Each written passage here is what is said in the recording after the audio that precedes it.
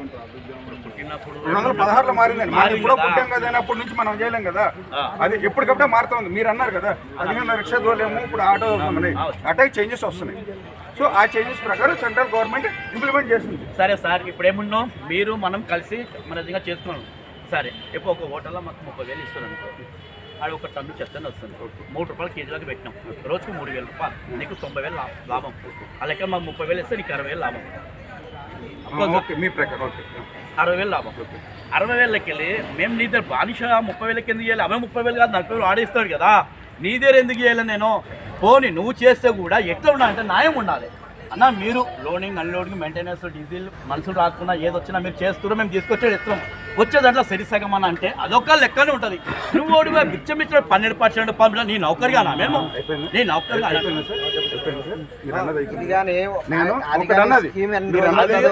అది కూడా మా పేరు మీద అగ్రిమెంట్ ఉండే, మిమ్మల్ని మేము పెట్టుకున్నట్టు ఉండాలి. మాకు చెప్పండి, మీరు చెప్పండి. మీరు తీసుకొచ్చి ఎక్కడైనా తీసుకొచ్చి మీరు ఇక్కడ వరకు వేస్తారు అంతేనా? దానికోసం మీకు 35 పైసలు ఇస్తానన్నాను నేను. కానీ ఇక్కడ నుంచి నేను జవహర్ నగర్ తీసుకెళ్ళాలి, దాన్ని సెగ్రిగేషన్ చేసుకోవాలి, దాన్ని బైఫర్కేషన్ చేయాలి, అన్నీ చేయడానికి ఛార్జెస్, రిమైనింగ్ ఛార్జెస్ నాకు. మా 10 బండ్లు మా 20 బండ్లు వచ్చి నీ ఒక ట్రాక్టర్కి అవుతుంది. నా 20 బండ్లు డీజిల్ అంతే, నీ ఒక బండికి డీజిల్ అంతే. దాంతో మీరు తడిపోతే ఎరువు తయారు చేయండి, కరెంట్ తయారు చేయండి. మీరు దాంతో మీరు ఎరువు తయారు చేస్తే అమ్ముకుంటున్నారు. ఎన్నో కోట్లు సంపాదిస్తున్నారు. మా ప్రకారంగా నడుస్తుంది. నువ్వు నా ఇంట్లో నా రాజ్యం నడవాలంట, నువ్వు వచ్చి చెప్పనీకే నేను పని చేస్తున్నా, నేను బతుకుతున్నా. నువ్వు లాక్డౌన్ తినడం జిహెచ్ఎంసీ పబ్లిక్ సర్వెంటే, పబ్లిక్ నేను కడతా ట్యాక్స్, నా ఇంటికి పని కడతా, నేను ఇన్కమ్ ట్యాక్స్ కడతాం. మేము గవర్నమెంట్ ఆఫీస్ అందరూ పబ్లిక్ సర్వెంటే సార్. యాదగిరి గారు, నేను చేసిన ప్రకారమే వెళ్తున్నాను, అంతేగాని నేను నా ఓనికి వెళ్తలేదు, కంపెనీ ఓనికి వెళ్తలేదు, లేకపోతే మీ దగ్గర చేతిలో లాక్కుని వెళ్దామని ఎవరికి.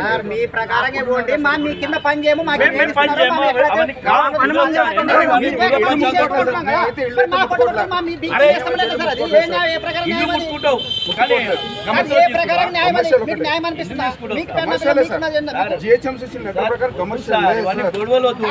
ఆ కోపంలో ఉన్న వాళ్ళు ఇట్లా మాట్లాడటం ఎదుటోళ్ళు కాదు. పానం పోతున్నా తెలిస్తే ఎదుటోని కూడా తొక్కేయాలని చూస్తుంటారు. మీ ప్రకారం చేసుకోండి, మా పొట్ట కొట్టద్దండి. మాకు ఏదేస్తుందో అది మీరు హోటల్లో పోండి సార్, హాస్పిటల్ పోండి, హోటల్ పోండి, ఏడికైనా పోండి. మాకు ఇచ్చేది ఏది ఉన్నారో అది మాకు ఇవ్వండి.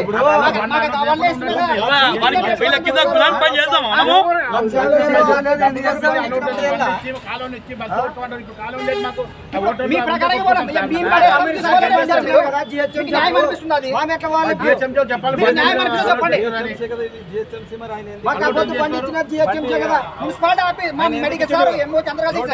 మీ ప్రకారంగా పోతారు. మీ కింద మా పని చేయము. మాకు ఏదైతే గవర్నమెంట్ ఇస్తుందో, ఏదైతే మాకు అయ్యా పని అడుక్కొని తింటున్నామో, మా హోటల్లో కమర్షియల్ వాళ్ళతోనే తీసుకుంటాము. రూపాయి రాని 2 రూపాయలు రాని వాళ్ళతోనే తీసుకొని బతుకుతాము.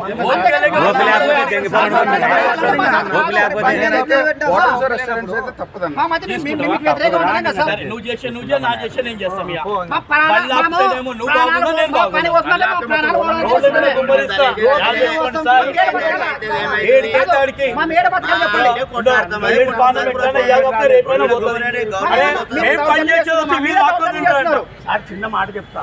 ఫస్ట్ హైదరాబాద్, తర్వాత గ్రేటర్ హైదరాబాద్. గ్రేటర్ హైదరాబాద్ కావడానికి ఏమి కారణం? స్వచ్ఛ కార్మికులమే మేము. ఇంటికి చెత్త తీసుకున్నాం.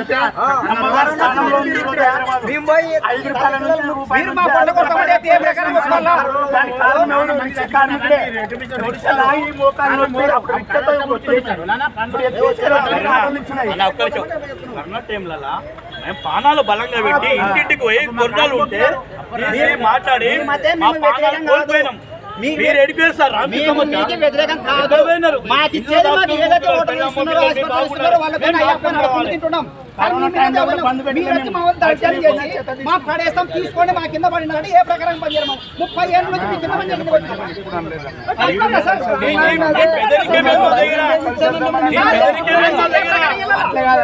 ఎవరు నువ్వు ఇంతకి మాతో మాట్లాడడానికి? ఎవరు మాతో మాట్లాడడానికి? దానికి ఎవరు ఇచ్చింది అగ్రిమెంట్? గేట్ ముందు అడగపో. మేము అడగము. నువ్వు రా ముందుకే మేము పుట్టి పెరిగిన మీద అప్పటి నుంచి మేము వస్తున్నాము, ఈయనే వస్తాము.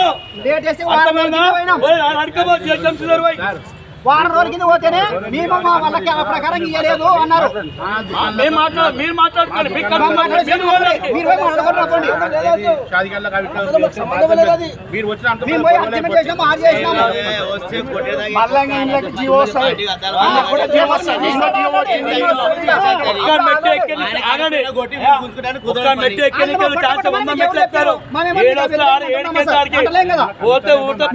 చేసుకోండి వద్దలేము.